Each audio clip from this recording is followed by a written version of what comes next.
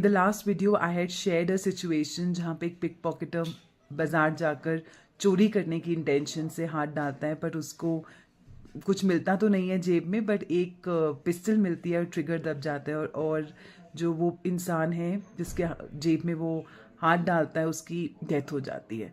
उस केस में मैंने आपको समझाया था कि वो जो ऑफेंस है वो थेफ्ट होगा या फिर मर्डर होगा। तो हमने डिस्कस किया था कि इंटेंशन जितनी होती है उतना ही आपकी लाइबिलिटी होती है।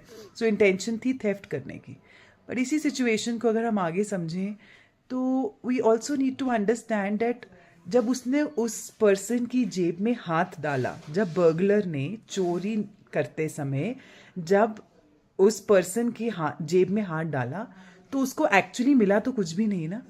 सो थेफ्ट की जो इंग्रेडिएंट्स है, एक तो इंग्रेडिएंट है रॉन्गफुल इंटेंशन और दूसरा इंग्रेडिएंट है moving of the property. Did he move the property? He could not move any property. उसने कुछ भी चोरी तो नहीं किया, बट इंस्टेड उसको एक पिस्टल मिली उसकी जेब में और उसका ट्रिगर दब गया और उसकी डेथ हो गई। तो उसकी ना ही इंटेंशन थी मर्डर करने की, तो मर्डर तो रूल आउट हो गया। थेफ्ट करने की इंटेंशन थी पर थेफ्ट हुआ नहीं, because nothing was moved, because the essential ingredient of theft is moving of the property.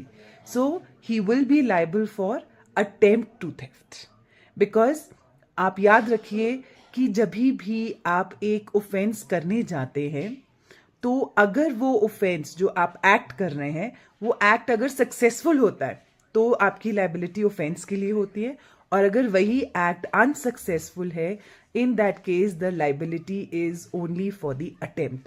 So if the act is successful, you are liable for the complete offense. If the act is a failed act, you are liable for the attempt. So here, in continuation with the previous illustration, the offender will be liable for attempt to theft because he could not move the property.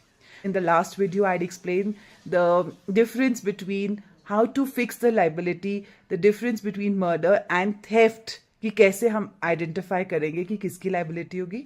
और आज की video में हमने ये समझा कि जो main offence है और अटेम्प्ट में हम कैसे एक लाइबिलिटी को फिक्स कर सकते हैं। For more informative videos like these you can subscribe to my YouTube channel, that is EJ Law Academy, and also download my app from the Play Store.